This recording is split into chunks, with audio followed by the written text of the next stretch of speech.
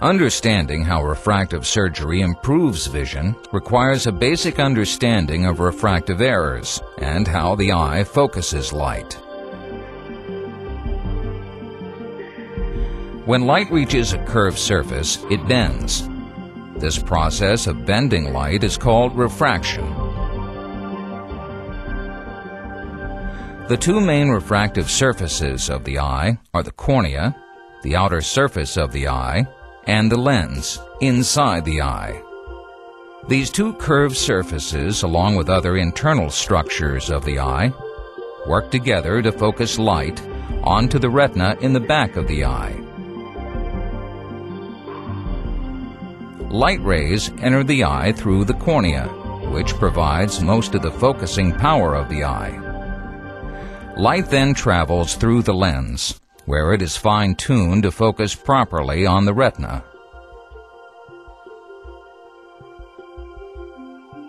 If light does not focus directly on the retina, the eye will be either nearsighted,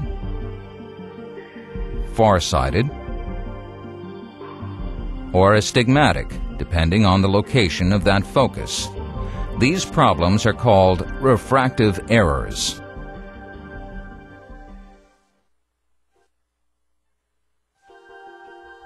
If a person has a refractive error, then light is not properly focusing on the retina in the back of the eye. People who have refractive errors may wish to consider refractive surgery as an alternative to wearing corrective lenses. LASIK is a surgical procedure that corrects refractive errors by changing the shape of the cornea, and thus the way the eye focuses light internally. The goal of LASIK is to reduce or eliminate a person's dependence on eyeglasses or contact lenses. Although LASIK cannot guarantee 20/20 vision for every patient, it can significantly improve eyesight and generally eliminate the need for corrective lenses for distance activities.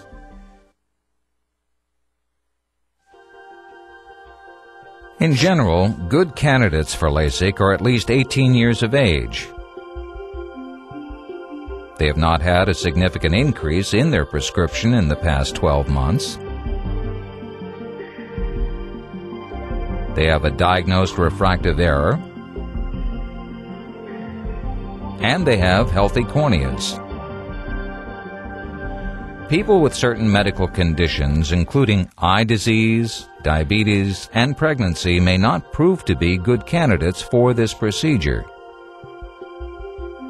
In order to determine whether or not a patient is a good candidate for LASIK, their doctor will perform a special series of tests, as well as a detailed medical history during their initial eye exam. If patients are interested in this procedure, they should ask their doctor to determine whether or not LASIK is a safe and viable option. As part of the preliminary process prior to surgery, patients are asked to sign a surgical informed consent form. This form explains the procedure itself,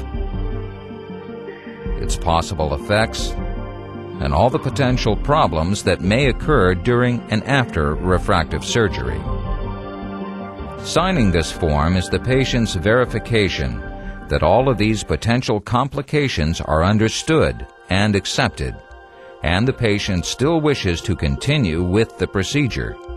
If questions arise after reading the informed consent, the patient should ask for clarification of all issues before signing this form.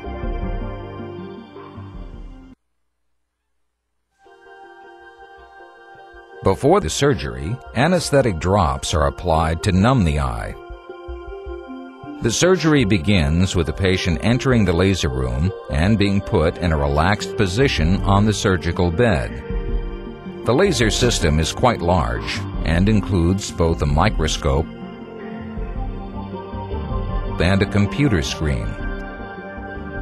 The surgeon will adjust the laser bed so the patient's eye is positioned directly underneath the laser. The surgeon will then use a special device to keep the eye from closing during the procedure.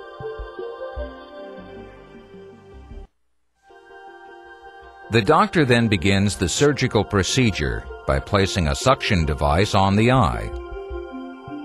The device will block the patient's vision momentarily.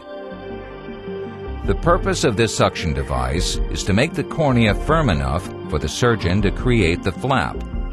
At this time, a slight squeezing sensation can be felt, which may cause the patient minor discomfort. During the LASIK procedure, the surgeon will reshape the cornea with a laser. The first step is to use a state-of-the-art femtosecond laser to create a corneal flap. In seconds, over 1 million computer-controlled pulses of laser light are delivered to the cornea. The beam passes harmlessly through the outer layers of the cornea until it reaches its exact focal point. Once at the predetermined depth of the cornea, the laser produces a series of tiny gas bubbles which join together to create the flap. With femtosecond laser technology, surgeons are now able to create a customized flap of a desired thickness, size, orientation, and location.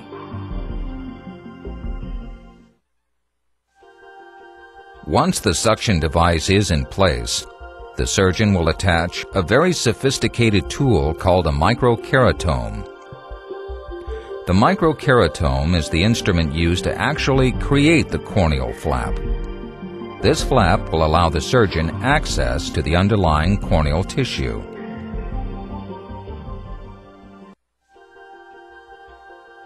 Once the corneal flap is made, the surgeon will use a special instrument to gently fold back the flap so that the laser beam can gently reshape the cornea.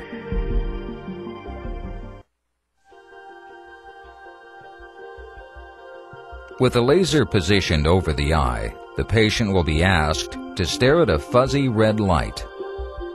At this point, the surgeon is ready to start the laser process.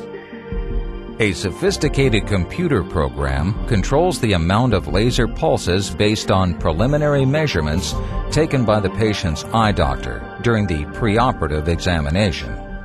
This portion of the surgery only lasts a few minutes. Following exposure to the laser beam and correction of the refractive error, the surgeon will fold back the flap to its normal position on the cornea. Once in place, the surgeon will irrigate the eye and use a special medical sponge to smooth out any bubbles or wrinkles under the flap.